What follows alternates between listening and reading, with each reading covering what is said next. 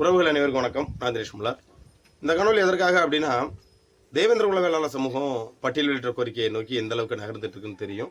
இது கொஞ்ச காலமாகவே மந்தமான சூழல் இருக்குது. மீண்டும் அதை நினைவூட்டும் விதமாக பார்த்தீங்கன்னா, வருகின்ற ஞாயிற்றுக்கிழமை அண்ணன் கனகராஜ் அவர்கள் திண்டுக்கல் வத்தலகுண்டல் பார்த்தீங்கன்னா பட்டியலிட்ட பொதுக்கூட்டம் வச்சிருக்காங்க. அடுத்து அண்ணன் முத்துப்பாண்டியன் அவர்கள் மதுரையில் எல்லா சமூகத்தில் உள்ளவங்களையும் அரவணைச்சு ஒரு மாநாடு மாதிரி ஏற்பாடு பண்ணுறாங்க. இந்த பட்டியலிட்ட கோரிக்கை அதே போல் கையெழுத்து இயக்கம்ன்றதை தொடங்கி ஒரு சில விஷயங்களை முன்னெடுத்துட்டு வராங்க.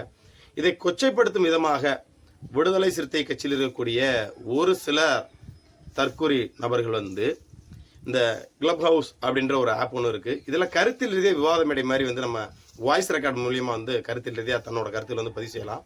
இதோட அட்மின் என்ன பண்ணியிருக்காங்கன்னா, முழுக்க அந்த விடுதலை சிறுத்தை கட்சியை சார்ந்தவர்களா இல்லை அண்ணன் திருமாவளவன் அவர்களோட பேரை களங்கப்படுத்தணும்னு ஒரு சில சொந்த புகைப்படத்தை கூட வைக்க தகுதி இல்லாத பயந்த தொடர்நடிகைகள் பார்த்தீங்கன்னா அண்ணன் திருமாவளவன் புகைப்படத்தை வச்சுக்கிட்டு தேவேந்திர குல வேளாளர் சமூகம் இந்த பட்டியலிட்ட கோரிக்கை நோக்கி போகிறத பற்றி அவ்வளோ வன்மத்தோட, அதாவது பார்த்தீங்கன்னா அவங்க எப்படி பட்டியலை விட்டு வெளில போகிறோம்னு சொல்கிறாங்க, இருந்த இடஒதுக்கீடுலாம் கொடுத்துருங்க, ஒரு பக்கம் சாதி வாரி கணக்கெடுப்பு சொல்கிறாங்க அப்படின்னு அப்படியே பொங்குறான்.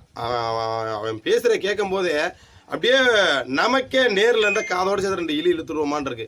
டேய், நான் பட்டியலை விட்டு வெளில போகிறதும் போகாது என்னோட விருப்பம், சரியா? உனக்கு இப்படி பதில் சொன்னால் அது சரியாக இருக்காது. ஆடியோவோ உனக்கே போட்டு காமிச்சு ஒவ்வொன்றுக்கு நான் விளக்கம் கொடுக்கணும்னு நினைக்கிறேன். அதற்கு மீறியும் இதில் எவனுக்காக சந்தேகம் இருக்குது அப்படின்னா கீழேயே நம்பர் கொடுத்துருக்கேன். நீ எனக்கு வாட்ஸ்அப்புக்கு வந்தாலும் சரி, இல்லை கான்டாக்டுக்கு வந்தாலும் சரி, இல்லை கூகுளில் போயிட்டு மூவேந்தர் மீடியா அப்படின்னு அடி நேராக என்னோட அலுவலகத்துக்கே கொண்டாந்து விடும். அங்கே உட்காந்து விவாதம் பண்ணுறதா இருந்தாலும் சரி, சரியா? எதுக்காக இருந்தாலும் நாங்கள் தயார் நிலையில் இருக்கோம். உனக்கு தெளிவான விளக்கம் கொடுக்கறதிலும் தெளிவாக நாங்கள் இருக்கிறோம். இப்போ அதில் அண்ணன் திருமாவளவன் அவர்களோட பேரையும் அந்த கட்சி பேரையும் களங்கப்படுத்தும் விதமாக நடந்து கொண்ட அந்த பைத்தியக்காரனோட அந்த ஆடியோவை ஒரு சில விஷயங்கள் கேளுங்க. இந்த ஆடியோ முழுமையான ஆடியோ நான் கடைசியில் பதிவு செய்கிறேன். ஏன்னா சில விஷயங்கள்லாம் கண்டிப்பாக இந்த வீடியோ அந்த பைத்தியக்காரனை பார்க்கணும்னு நான் நினைக்கிறேன். அவ்வளோ வன்மமாக கக்குறான். அதான் பார்த்தீங்கன்னா, எப்படி போகிற இடஒதுக்கீடு தானே சரியில்லை, டாக்டராக வந்தா, அதான் வந்தா, இதாக வந்தா அப்படின்னு. உங்கள் ஒப்பமிட்டு காசுலையாடா நாங்கள் வந்தோம், உனக்கு ஒவ்வொன்றுக்கான வழக்கம் தான், சரிங்களா? அதற்கு முன்னாடி அண்ணன் செந்தில் மலர் அவர்கள் ஏதோ ஒரு பொண்ணுக்கு வம்புழுத்தாரு, கற்பழிச்சிட்டாரு அப்படின்னு ஒரு சில தம்பிகள் பேசியிருந்தாங்க. அது போகிறதுக்கு இது சம்பந்தமாக வீடியோ போடு அப்படின்னு போன காணொலியில் நிறைய பேர் கதறி இருந்தாங்க. ஒரு சில தம்பிமார்கள்லாம் செந்தில் மலர் அண்ணனை கதறதுக்கு முன்னாடி புதுமலர் பிரபாகரனை நீங்கள் போய் பாருங்கள், சரிங்களா? ஒரு பள்ளிக்கூடத்தில் படிக்கக்கூடிய பொம்பளை பிள்ளைக்கு பாலியல் ரீதியான பல தொல்லைகளை கொடுத்து இன்ன வரைக்கும் அவர் சிறைக்குள்ள இருக்கார். அவரை பற்றி உங்கள் மீடியாக்களில் பேச சொல்லுங்கள். அதுக்கப்புறம் செந்தில் மலரனை பற்றி நாங்கள் பேசுகிறோம். இது சம்மந்தமாக தொடர்பு கொண்டு கேட்டோம். அது ஒரு சில விஷயங்கள் சொல்கிறாங்க. ஒரு சாதாரண ஒரு பிரச்சனை அது வேறு மாதிரி மாறிடுச்சு அப்படின்னு சொல்கிறாங்க. இன்னும் முழுமையான தகவல் கிடைக்கல. ஏன்னா நமக்கு தொடர்பு கொண்டவங்க அது உண்மையை சொல்கிறாங்களா பொய் சொல்கிறாங்களா எனக்கு தெரியாது. ஆனால் இன்னும் முழுமையான தகவல் இன்னும் ஒரு 2-3 பேர் கூப்பிட்டு அவங்க ஃபோன் எடுக்கலை. தெரிஞ்சதுக்கப்புறம் வேணும்னா என்ன தகவல்ன்றதை நான் மீடியாவில் பதிவு செய்கிறேன். அதனால் செந்தில் மலர் அண்ணனை பேசுறதுக்கு முன்னாடி முதல்ல உன் சாதியில் புதுமால் பிரபாகரன் ஒருத்தர் இருந்தாப்புல இல்லை, அது போகிறதுக்கு இன்னும் நிறைய பேர், ஏன்னா இந்த பாலியல் ரீதியான விஷயங்கள் எல்லாம் நிறைய பேர் இருக்காங்க. அவங்கள பற்றி உங்கள் சேனலில் பேச சொல்லிட்டு அதுக்கப்புறம் இங்கே வாங்க தம்பிகளா, நான் நிறைய விஷயங்களை கடந்து போகணும்னு நினைக்கிறேன். மறுபடியும் ஏப்பா கொண்டாந்து எங்களை விடுறீங்க, ஒவ்வொருத்தனுக்கு இங்கே பதில் கொடுக்க மாட்டாமல் இல்லை, சரிங்களா? நாங்கள் என்னடா பேசுவோம் அதை வச்சு அவனோட இயக்கத்தை வளர்க்கலாம், அவனோட கட்சியை வளர்க்கலாம், தன்னை பெருமைப்படுத்திக்கலாம்னு இங்கே ஒரு சில பேர் அலைகிறாங்க. அதுக்கு நாங்கள் ஆளாகக்கூடாது, நாங்கள் கடந்து போகிறோம், எவனுக்கும் பயந்து போகலை, சரியா? அதை புரிஞ்சுக்கணும். முதல்ல என்ன பேசியிருக்காப்ல அப்படின்றத நான் அந்த ஆடியோ போடுறேன். அவருக்கு இதிலே ஒரு சில விளக்கங்கள் கொடுக்குறேன். இதில் விளக்கங்கள் பத்தலை அப்படின்னா நம்ம கீழே நம்பர் கொடுக்குறோம், எப்போ நாள் வரட்டும். என்ன சொல்றேன், அவன் உன்னைய அத உன்னை இன்ன வரைக்கும் அவன் பட்டியல் விட்டு வெளியே எடுக்கல, பேர் மாத்திருக்கான். பல்லர்னு உனக்கு கீழா இருக்காப்பா, இந்த தேவேந்திரன் வச்சுக்க, பட்டியல் விட்டு வெளியே எடுக்க மாட்டேன். ஏன்னா எனக்கு நீ தேவை பட்டியல்ல வச்சிருக்கான். நீ எனக்கு இடஒதுக்கீடு வேணாம். போயிட்டாரு பாரு, காணும் அவரு இறங்கிட்டாரு. யாரு இருக்கா? வந்துட்டா அண்ணன் வர்றா. ஏதோ கீழே ஏதோ வேலை வந்து நீங்க பதவி ராஜினாமா அந்த இடஒதுக்கீட்டுல மருத்துவ கவுன்சில எழுதி கொடுத்துருங்க. நான் இந்த சாதியில தான் படிச்சேன், அது எனக்கு இழிவா இருக்குது, நானே என் பையனை ராஜினாமா பண்ணிடுறான். ஹலோ, அவர் மட்டும் இல்லங்க, அது பேர் என்ன, தோழர் அவர் மட்டும் கிடையாது. ஆமா, அவரும் இல்ல தோழர், அவர் மட்டும் கிடையாது. அந்த சமூகத்துல ஏகப்பட்ட பேர் படிச்சுட்டு இன்னைக்கு பட்டதாரியா இருக்கிறாங்க, வேலை வந்துக்கிற கவர்மெண்ட் ஜாப்ல. எல்லாரும் க்ளோஸ் பண்ணு, எல்லாரும் போராட்டம் பண்றீங்க. சாதிக்கு போராட்டம் பண்றீங்களா? இல்ல, தேவேந்திர வளர்த்தாண்டா அதாவது இந்த எஸ்சி அட்டவணை மூலியமாக கிடைத்த அந்த மருத்துவ பதிவெல்லாம் வந்து நீங்கள் தூக்கிடுங்க. அதே போல் குடும்பத்தில் யாராவது டாக்டரை படித்து நீங்கள் வேலைவாய்ப்பில் போனீங்கன்னா அதை நீங்கள் இது பண்ணிடுங்க. அதே போல் டாக்டர் கிருஷ்ணசாமி அவங்களோட அவராக இருக்கட்டும், அவங்க பையனாக இருக்கட்டும், இந்த மாதிரி இடஒதுக்கீடு இருந்தால் போயிருங்க அப்படின்னு வந்து தம்பி வந்து பேசியிருக்காரு. இப்போ இதற்கான விளக்கத்தை ஏற்கனவே ஷாமோட ஒரு இதில் பேசியிருப்பாப்புலன்னு நான் நினைக்கிறேன். உனக்கு நான் மறுபடியும் சொல்கிறேன். ஏன்டா இடஒதுக்கீடு நாங்கள் படிச்சிருக்கோம், உங்கள் அப்பே மட்டும் காசுல எது நாங்கள் படிச்சிருக்கோமா? உங்கள் அப்பே மட்டும் காசுல எது நீ எதுவும் கொடுத்து உதவி இருக்கிறியா?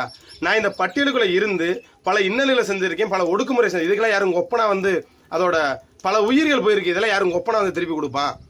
ஏன்னா கவர்மெண்ட்டில் நான் ஒரு பட்டியலுக்குள்ளே இருக்கிறேன், அந்த பட்டியலுக்குள்ளே இருக்கக்கூடிய நான் பயன் நினைச்சிருக்கேன். அதாவது ஒரு உதாரணத்துக்கு நான் சொல்லணும்னா, இப்போ நான் ஒரு கம்பெனிக்கு போகிறேன், அந்த கம்பெனியில் வந்து பார்த்தீங்கன்னா நான் வேலை பார்க்குறேன், எனக்கு வந்து ஒரு நல்ல சம்பளம் கொடுத்து இது பண்ணி வச்சுருக்காங்க.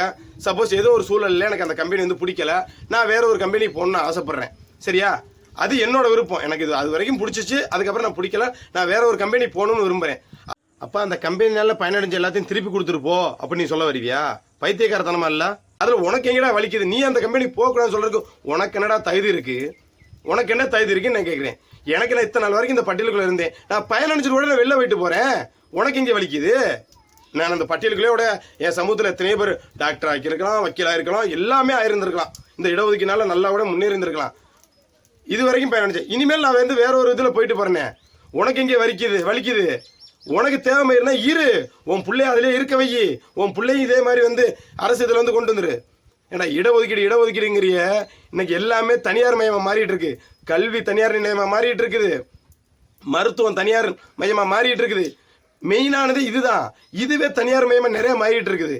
அப்படி இருக்கும்போது சும்மா இதுக்கு எடுத்தாலும் வந்து இடஒதுக்கீடு போன இதை ஒதுக்கல. ஏண்டா இந்த எஸ்சி அட்டவணையில் 78 சாதிகள் இருக்குது. 78 சாதியில் எத்தனை பேர் பெரும்பான்மை உள்ள வரான்? குறிப்பாக தேவேந்திரன் போறானா? இதுலேயே உள்ளொதுக்கீடு அருந்ததியர் பெரும்பான்மை அவங்க தான்ப்பா உள்ள போயிட்டு இருக்காங்க. இல்லை பறையங்க இது அதிகமாக போகிறாங்களா, இல்லை தேவேந்திர இது அதிகமாக போயிட்டு இருக்காங்க? நீ பார்த்தியா? நீ சரியான ஆம்பளை ஒரு லிஸ்ட் எடுத்து அனுப்பு. இந்த பார், இந்த வருஷத்தில் இத்தனை தேவேந்திர வந்து மருத்துவத்துறையில் வந்து உள்ள போயிருக்காங்க அப்போ நீ எடுத்து காட்டு. சரியா? அப்போ நீ சொல்கிற நான் கேட்குறேன்.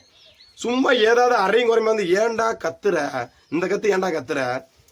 இல்லை நான் என்ன கேட்குறேன்னா, கவர்மெண்ட் கொடுக்கக்கூடிய அந்த இடஒதுக்கீடு நாங்கள் இருந்தோம். சரியா? இப்போ எனக்கு அதில் வந்து இது எனக்கு தேவையில்லை, இந்த பட்டியல் எனக்கு வந்து தேவை கிடையாது. அம்பேத்கரே என்ன சொல்லியிருக்காரு, ஒரு குறிப்பிட்ட வரைக்கும் தான் இந்த பட்டியலுக்குள்ள இருக்கணும், அவங்க விருப்பப்பட்டால் அடுத்த டைம் வேற ஒரு பட்டியலுக்கு போய்க்கலாம், அதை மறைமுறை மாற்றணுன்றதே சட்டம் இருக்குது. ஆனால் இது வரைக்கும் இன்ன வரைக்கும் நடைமுறைப்படுத்தலை. அதுவாக தெரியுமா? அம்பேத்கர் ஆகுன்னா தூக்கி பிடிச்சிக்கிட்டு நீங்கள் தலித் அரசியல் பண்ண தாண்டா உங்களுக்கு லாய்க்கு. சரியா? அடுத்து போடுறேன் கேளு. உயர்ந்த ஜாதி நிக்கிறீல, எல்லாத்தையும் க்ளோஸ் பண்ணு. அரசு வேலையில பறையர்களை விட தேவேந்திர அதிகமா இருக்குமா? சூப்பரா. அந்த அங்கிட்ட இருக்க அதிகமான உங்க தென்காசி அந்த பக்கம் பூரா இருக்கிற கவர்மெண்ட்ல முக்காவாசி பேர் இருக்காங்க இந்த இடஒதுக்கீடுல. எல்லாம் க்ளோஸ் பண்ணு. நான் தேவேந்திரோட ஆண்ட பரம்பரடா, 100 பேர் 100 வருஷத்துக்கு முன்னாடி உலக நாடுகளுக்கு சோறு போட்டவன்டா, ஆண்ட பரம்பரடா, எனக்கு வேணாம்டா சொல்லு. எல்லாம் க்ளோஸ் பண்ணு. எல்லாம் நீ வந்து சொல்றதுக்கு முன்னாடி தேவேந்திரோட வேளாண் பட்டு. ஆமாடா, நாங்கள் ஆண்ட பரம்பரை தான், நாங்கள் எல்லாத்தையும் சோறு கொட்டவன் தான், நான் உழவன் தான். அதில் உனக்கு என்ன சிக்கல் இருக்குது? ஏன் இன்னைக்கு எத்தனை பேர் ஆண்ட பரம்பரைன்னு சொல்லிட்டு அவங்கள இடஒதுக்கீடு வந்து பயனடையலையா? எஸ்சியில் உள்ள மட்டும்தான் இந்த இதை வாங்கிட்டு இருக்கானா? பேக்வேர்டு கிளாஸ்லையோ இல்லை மோஸ்ட் பேக்வேர்டுலையோ இல்லை பிசியில் உள்ளவங்களோ யாருமே வந்து இங்கே இடஒதுக்கீடு வாங்கலையா? நான் தற்கூரி அவங்கள ஆண்ட பரம்பரை தான் பேசுகிறாங்க. ஏன் அவங்கள வந்து இடஒதுக்கீடு வாங்கலையா? கொஞ்சமாவது அறிவு இருக்கா உனக்கு? இந்த கேள்வியை சொல்கிறதுக்கு உனக்கு அது கொஞ்சமாவது அறிவு இருக்கா? இதை பேசுகிற யார் தெரியுமா? ஒரு 2 பேர் தான் கத்திக்கிட்டே இருக்காங்க. அதில் என்னது VCK கிங்குன்னு ஒரு நாய், அதுதான் ஓவரா அண்ணன் திருமாவளவன் போட்டோ வச்சு கத்துது. அதில் அந்த ராஜுன்னு ஒருத்தான், இவங்க 2 பேர் தான் கத்திட்டு கிடக்குறானுங்க. சரியா? அடுத்து போடுறேன் கேளுங்க. பட்டம் வாங்கியிருக்கீல, எல்லாரும் தூக்கி எறியணுமா இல்லையா? அந்த சாக்கடை விட்டு வெளியே வரங்கறீல, கவர்மெண்ட்ல வாங்கி. டேய், நாங்கள் சாக்கடைன்னு சொல்லவே இல்லை. நல்லா தெரியும், முன்ன ஆரம்பத்தோட அந்த வந்து புரிதல் இல்லாமல் நாங்கள் பேசியிருக்கலாம். நான் சாக்கடைன்னு சொல்லவே கிடையாது. சரியா? இன்னைக்கு எங்களோட எங்களுக்கு வந்து அந்த பட்டியலில் இருக்க நாங்கள் விருப்பம் இல்லை, நாங்கள் வேற ஒரு பட்டியலுக்கு போகிறோம் தான் சொல்லிட்டு இருக்கோம். தற்கூரி மாதிரி பேசிட்டு கூடாது. ஏண்டா பட்டியலுக்குள்ள இருந்து நான் வாங்கியிருக்கேன்னா அரசு தரப்புல இருந்து கொடுக்கும். உங்க ஒப்பை மட்டும் சொத்தாடா கொடுத்துருக்குது அந்த VKC கிங்கா?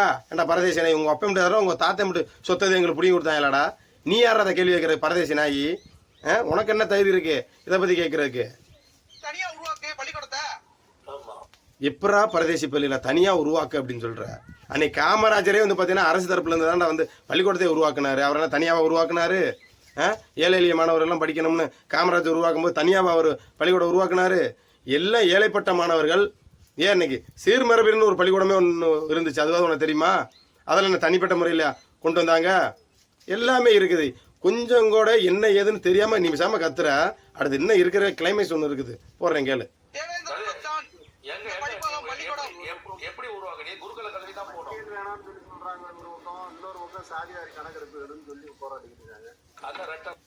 ஒரு பக்கம் பட்டியல் வெளியிட்டம் கேட்குறோம், இன்னொரு பக்கம் சாதிவாரி கணக்கெடுப்பு கேட்குறோம்னா என் மக்கள் தொகைக்கான இடப்பங்கீடு கொடு. அதாவது இப்போ நான் வந்து ஒரு பேச்சுக்கே சொல்கிறோம், ஒரு 1 கோடி பேர் இருக்கிறோம்னு இவே என் மக்களுக்கான விகிதாச்சார முறையில் அடிப்படையில் கொடுன்னு நாங்கள் சொல்கிறோம்.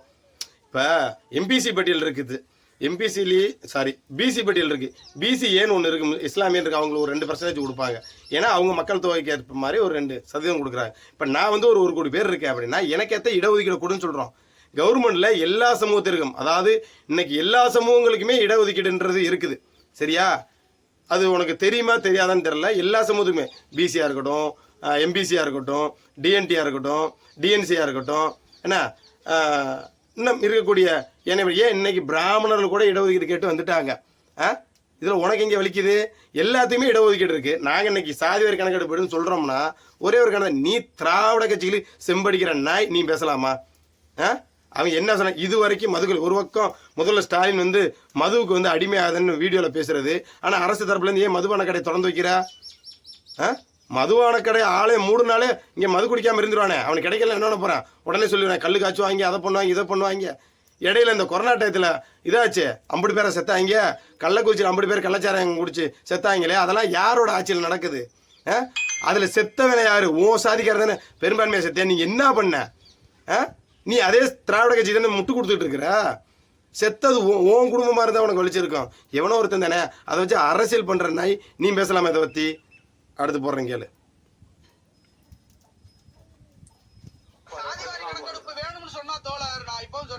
இந்த நாய் தான் ஓவரா கத்துது. என்ன நோக்கத்துக்கு வேணுங்கிறாங்க? இடஒதுக்கீடு வாங்குறதுக்கா? இங்க பெரும்பான்மை யாரு? இந்த இடத்துல இதுல யாரு அதிகமாக இங்க கவர்மெண்ட் ஜாப்ல இருக்கிறா? இவர்கள் அந்த பிஜேபியோட ஐடென்டிஃபைல கொண்டே சொருவு இருக்குது, பூரா க்ளோஸ் பண்றதுக்கு தான். ஏண்டா பரதேசி பேல, எங்களை மட்டும் பிஜேபியில் கொண்டு சொருகுறதுக்கு நாங்கள் இந்த வேலையை செய்கிறோம்னு சொல்கிறேன். அப்போ நீ யார்கிட்ட போய் சொருகிற? நீ வந்து அண்ணன் திருமாவளவன் ஃபோட்டோ வச்சிருக்கிற, உன் சமூக மக்கள் எல்லாம் கொண்டு சொருகிறது யார்கிட்ட சொருகிறாரு? திமுக தானே சொருகிறாரு. உனக்கு வெக்கமே இல்லையா? நீ ஒரு பொதுவான ஆளாக இருந்துட்டு இந்த கேள்வியை கேட்டால் கூட நான் ஏற்றுக்கிறேன். சரியா? நீனே அண்ணன் திருமாவளவன் யாருக்கு இது வரைக்கும் ஆதரவாக இருக்காரு?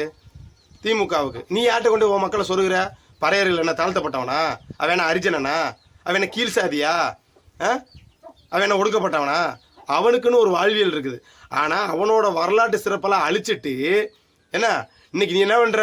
தலித்து மக்கள், தாழ்த்தப்பட்ட மக்கள், ஒடுக்கப்பட்ட மக்கள், பிதுக்கப்பட்ட மக்கள், அரிஜனர்கள் அப்படின்னு சொல்லி வகிறு வளர்க்குற நாய்க நீ இதெல்லாம் பேசலாமா?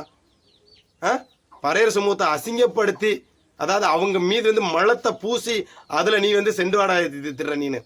ஏன்னா அப்பாவி மக்கள் மீது மட்டும் மலத்தை நீ பூசிட்டு நீ செண்டு போட்டுக்கிட்டு திரியிற. நீ பேசுறதுக்கு இதுக்கு தகுதி இல்லை. சரியா? அடுத்து வேற ஒண்ணுமே கிடையாது. இதுகளோட இந்த கவர்மெண்ட் ஜாப்ல இருக்க புறம் குறைக்கணும். யார் அதிகமா இருக்கிற? இன்னைக்கு பட்டியலினத்துல உள்ளவங்க அதிகமா இருக்காங்க, நல்லா படிச்சு போய் கவர்மெண்ட் ஜாப்ல. சந்தோஷம்டா, உன் சமூகம் இருந்தாலும் என் சமூகம் இருந்தாலும் சந்தோஷம் தான். அதுக்கு நீங்க ஒத்து போறீங்க. நீங்க போங்க, உங்கள்ட்ட க்ளோஸ் பண்ணிட்டு போங்க தம்பிலா. நீங்க நான் தேவையான தொழிலாளர். அப்படியே சாதி வாரி கணக்கெடுப்பு எடுத்தோம்னா மாநில அரசு நடத்த முடியாது. அப்படியே அது நடத்தப்பட்டாலும் அது செல்லாது. அது உச்ச நீதிமன்றம் வந்து அது தள்ளுபடி செய்யும். பெரிய வழக்கறிஞர் அமைச்சு ஒன்றிய அரசு தான் அது. அதுக்கு தான் தோழர் இப்பவே மதுரை கிளையே ஒரு இது கொடுத்துருச்சு தோழர். இப்ப மதுரை கிளையே கொடுத்துருச்சு. மாநில அரசு சாதிவாரி கணக்கு எடுக்க முடியாது, மத்திய அரசு தான் எடுக்கணும்னு கொடுத்துருச்சு. போராட்டம் பண்ணு மத்திய அரசு எடுத்து போராட்டம் பண்ணு. முடியுமான்னு பாப்போம். அதை வேற வாங்கி பெட்டி வாங்கிட்டீங்க, எப்படி பண்ணுவீங்க? அவ்வளவு பெட்டி வாங்கி உள்ள எப்படி பண்ணு? நீங்க வீராப்பா பேசக்கூடாது பண்ணி. உங்க தலைவர் வாங்கலையா பெட்டி? பண்ணு. குஜராத் மீனவர் வந்து இந்த தைரியமான பண்ணு. குஜராத் மீனவர் வந்து கடல் தாண்டி போயிட்டு பிடிச்சா இந்திய மீனவர்கள் வந்து விடுதலை பண்ணணுன்றீங்க. அவ்வளோதான். அதுக்கப்புறம் ரெக்கார்ட் பண்ண இருக்கு. இப்போ என்னோட கேள்வியில் என்னென்னா, இவ்வளோ தூரம் கொந்தளிக்கிறீங்கள, நான் பட்டியலை விட்டு வெளில போகிறது இல்லையோ, உனக்கு எங்கே எரியுது? உன்ட்ட எதுவும் கேட்டாங்களா? இல்லை உன்னோட இடஒதுக்கீடுல, அதாவது இப்போ அட்டவணைகளில் இந்த எஸ்சி அட்டவணையிலேயே பார்த்தோன்னா 18%, அதில் 3 வந்து அருந்ததியர் போச்சு, மீது 15. இந்த 15ல் நீ சார்ந்திருக்கக்கூடிய சமூகத்துக்கு எதுவும் ஒரு 7% ஒதுக்கியிருக்காங்களா? இல்லை எனக்குன்னு தனியாக ஒதுக்கியிருக்காங்களா? இல்லை இடஒதுக்கீடு ஏதாவது நான் பிடுங்குறேனா? அதில் நீ கொந்தளிச்சா கூட உனக்கு ஓகே, நான் வரவேற்கிறேன், வாழ்த்துறேன். நான் பட்டியல் விட்டு வெளில போகிறதுல உனக்கு எங்கடா வலிக்குது? இப்போ நான் அந்த பட்டியல் விட்டு வெளில போகிறேன் அப்படின்னு வைவே, இப்போ வந்து ஒரு அண்ணன் தம்பி 2 பேர் இருக்காங்க, 3 பேர் இருக்காங்க அப்படின்னா, ஒரு குடும்பம் இருக்குது அப்படின்னா, அவன் தனி குடும்பத்தில் போகணும்னு விரும்புகிறான், அண்ணன் தம்பி 2 பேரும் பிரியன்னு விரும்புகிறான்னு வைவே, ஒரு குடும்பத்தில் இருக்க சொத்தை வந்து 3ஆக பிரிச்சிருவாங்க.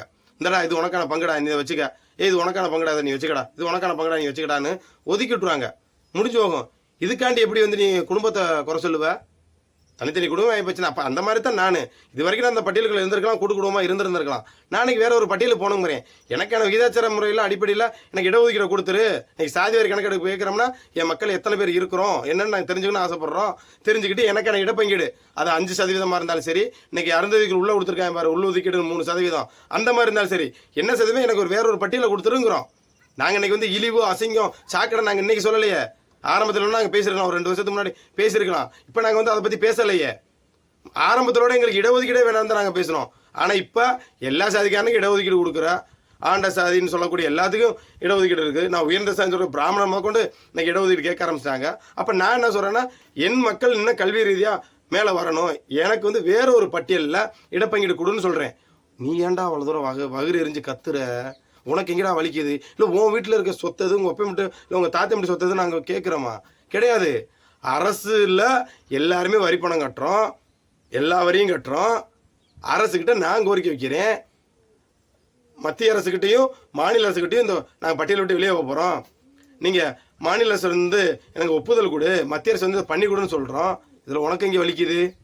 நீ வேணும்னா அதிலே கிடந்து சாவு, நான் வேணான்னு சொல்ல வரல. என்னைய ஏன் போகிறவன் வந்து நீனு இதிலே தான் கிடக்குன்னு சொல்ல வர? அப்படி போகிறவன் தான் இதெல்லாம் கொடுத்துருப்போம் அப்படின்னா, அப்போ இத்தனை ஆண்டுகளாக நான் ஆல்ரெடி சொல்கிறேன், ஏற்கனவே தேவேந்திர உள்ள வேளாண் சமூகம் பேக்வர்டு கிளாஸில் தான் இருந்தது. அது நாங்கள் பல காலையில் வந்து பேசியிருக்கோம். வேணும்னா உனக்கும் புரியணும்னா இதில் போடுறேன், நல்லா பார்த்துக்க. இடையில தான் கொண்டு வந்துட்டோம். சரி, என் சமூகம் இடைக்காலங்கள்லேயே அந்த பட்டியல் பிரிவுகளுக்கு வந்ததுக்கப்புறம் கலெக்டராவோ என்ன வாத்தியாராவோ இல்லை டாக்டராவோ அரசு அந்த சலுகைனால மேலே வந்துட்டு போகிறாங்க.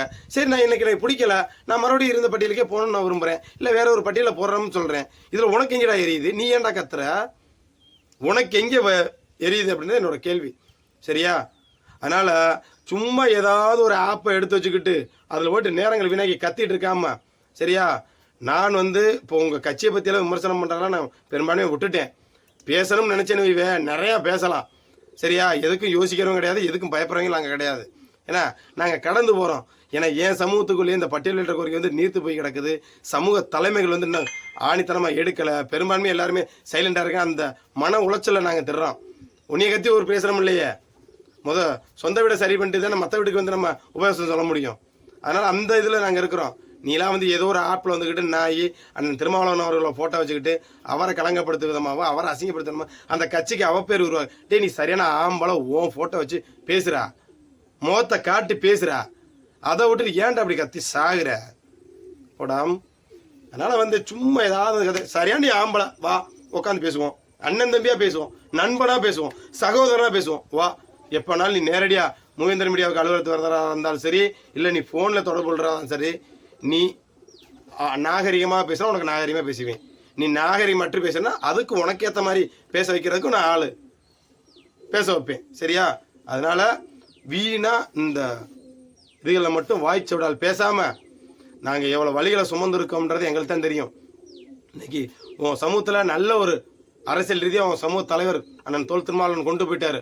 அதோட குண்டி மூடிக்கிட்டு போய்கிட்டே இரு. நீ இன்னும் வளரு, எனக்கு சந்தோஷம்தான். நீ உன் சமூகம் இன்னும் அரசியலில் மேலே போனால் எனக்கு சந்தோஷம்தான். அதில் காழ்ப்புணர்ச்சி எனக்கு கிடையாது. சரியா? நான் அண்ணா அரசியலில் சரியான ஸ்டாண்டில் இல்லையே அப்படின்ற வேதனையில் நாங்கள் இருக்கோம். நீ மறுபடியும் எங்கள்கிட்ட நோண்டனவே திமுக இருக்கிற வரைக்கும் தான் நீ எல்லாம் அவ்வளோ தூரம் வாய் பேச முடியும். ஏன்னா அதனால் வந்து இந்த திமுக அரசு உங்களுக்கான அரசாக இருக்குது, அருந்ததிகளுக்கான அரசாக இருக்குது. ஆனால் தேவேந்திர குல வேளாண் சமூகத்திற்கு திமுக வந்தாலும் சரி அதிமுக வந்தாலும் சரி நாங்கள் பல அலுவலப்பட்டு தான் இருக்கிறோம். அதனால் வந்து தேவையில்லாமல் இந்த மாதிரி கதற விட்டுவிட்டு நீ சரியான ஆண்மகன் வா, நேரில் வாதிப்போம், இல்லையா தொடர்பு கூட வா, நீ ஒரு கேள்வியை கேளு, நான் பதில் சொல்கிறேன். நான் ஒரு கேள்வி வைப்பேன், அதுக்கு நீ பதில் சொல்லணும். சரியா? அதனால் சும்மா இதில் ஓட்டு கத்தாதன்னு சொல்லிக்கிட்டு மீண்டும் ஒருத்தர் காலையில் சந்திக்கிறேன். நன்றி.